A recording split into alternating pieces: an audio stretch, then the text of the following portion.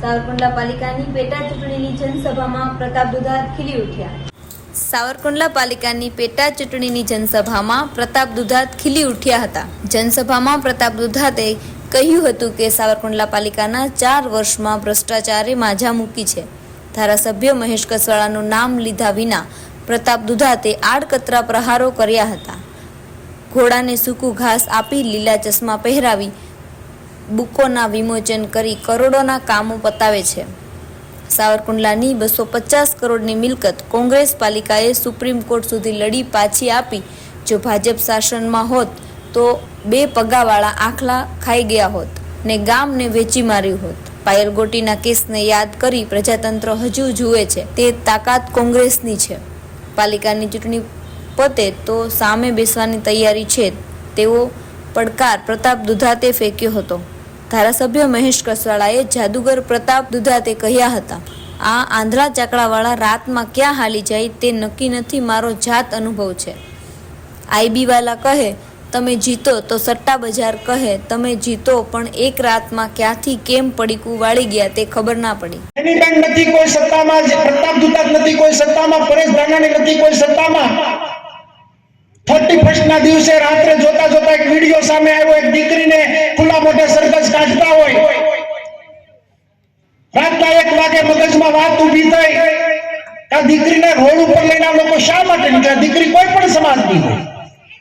સવારમાં પત્ર લખું, પ્રેસ કોન્ફરન્સ કરું, ભારતીય જનતા પાર્ટી મજાક મસ્તીમાં એ દીકરીને લેતી હોય, ખોટી કલમો નાખતી હોય, એ દીકરી ઉપર ખોટી એફઆઈઆર ઊભી કરતી હોય અને એકવાર આમ જડબું પકડી લીધું, માઉસ કાઢીને ગામને બતાવ્યું કે સત્તા તમારા બાપની પણ લોકતંત્ર જીવે છે, ખોટું જીવે છે અને તમારે થૂકેલું સાટવું પડ્યું ને, આ તાકાત કોંગ્રેસની છે।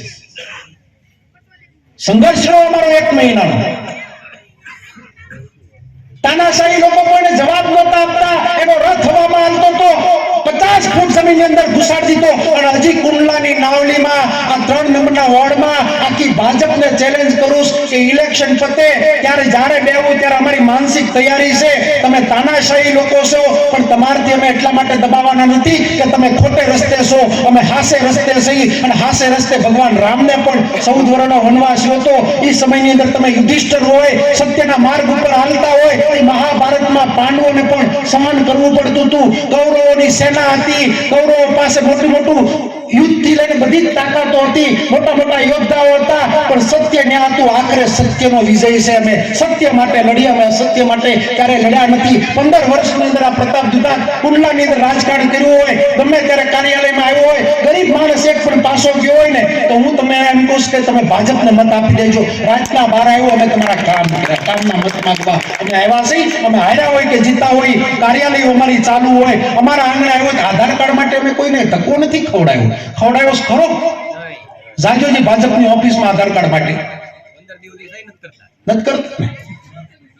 સવાર સુધી આ લોકોની વાતો કરી હતી ત્યારે હાથ જોડી વિનંતી કરવા આવ્યો, મને જે સજા આપી હોય મારી ભૂલ પડી હશે, કારણ કે કોરોનામાં મારી સેવા ઓછી પડી હોય, વાવાઝોડામાં મારી સેવા ઓછી પડી હોય, તમારા માટે કે હું બોલ્યો નહીં હોય, તમારા માટે મેં મહેનત નહીં કરી હોય તો સજા મને મળી હશે, એમાં મને વાંધો નથી, મને કોઈ અફસોસ નથી।